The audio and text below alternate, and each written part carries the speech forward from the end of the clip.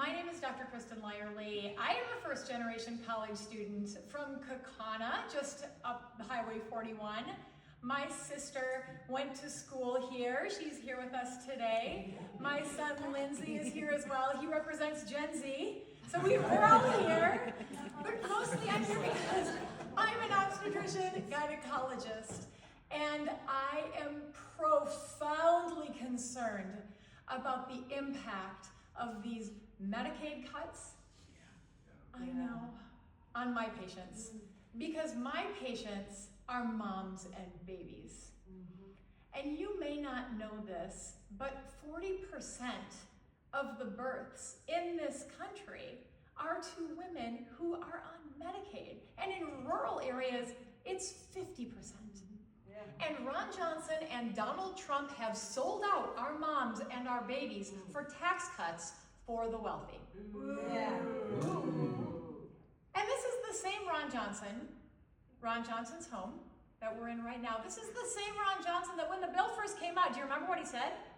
He said, I don't think I can support this bill because it will increase the deficit. And that would be bad for all of us, right? And then he had a visit with Donald Trump. And he came back and said, you know what, it's not going to increase the deficit that much. I think I'm going to vote for it. He sold us out.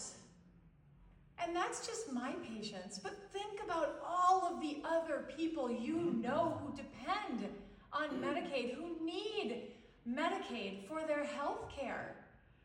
Hey, I'll tell you the story. I share this with permission. My friend Rob from Tigerton. Rob is a wonderful human. He was born with developmental disabilities. He was told he'd never graduate from high school, but he did. And now he lives in his family farm, and he works watering the flowers in downtown Tigerton, and he cuts lawns, and he relies on Medicaid to manage his diabetes and his blood pressure problems. And Rob's no dummy. Rob is really worried that he's not going to be able to get his medicines. He's already been faced with having to ration his insulin. You can't ration insulin. You can't not give yourself your insulin because it could literally kill you. But Rob is worried. And he is one of the millions of people in this country right now who are wondering, what's going to happen to me? And you know, this selfish move by Ron Johnson and our Republican leaders, this desire for them to sequester all of this wealth in their own coffers, it hurts all of us. Because what happens when somebody doesn't have access to medical care? Do they just not seek care? Well, that's the case until they really need it, and then they go to the emergency department, and then they're really sick, and then they need a lot of care that they can't pay for. So then they personally probably suffer from bankruptcy. It's the #1 reason why people go bankrupt in this country. But what happens to all the expenses that the hospital incurs? The hospital eats it, right? And then we end up paying for it. And that's why we all know that our premiums, we've seen that insurance companies are asking for premium increases already.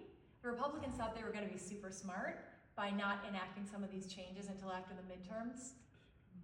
But they forgot that hospitals and insurance companies have to plan, they have to budget. It's already happening. So we know our costs, our healthcare costs are going to go up in the fall. It's going to hurt all of us. It's going to hurt every single one of us. But as Michelle said, we can do hard things. We've done hard things before.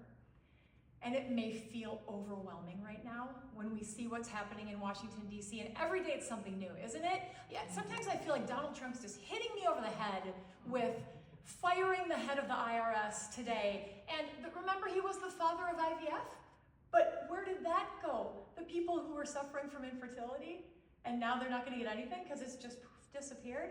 Every day it's something that affects somebody else differently. We can't do anything about that. But we can do something right here in Oshkosh. We can do something right in our own homes, in our own neighborhoods, in our own communities, in our own schools. We can hang together. We can help each other out. We can uplift each other. We can take care of each other. Amen. That's why we're all here today. So thank you. I very much look forward to hearing your story.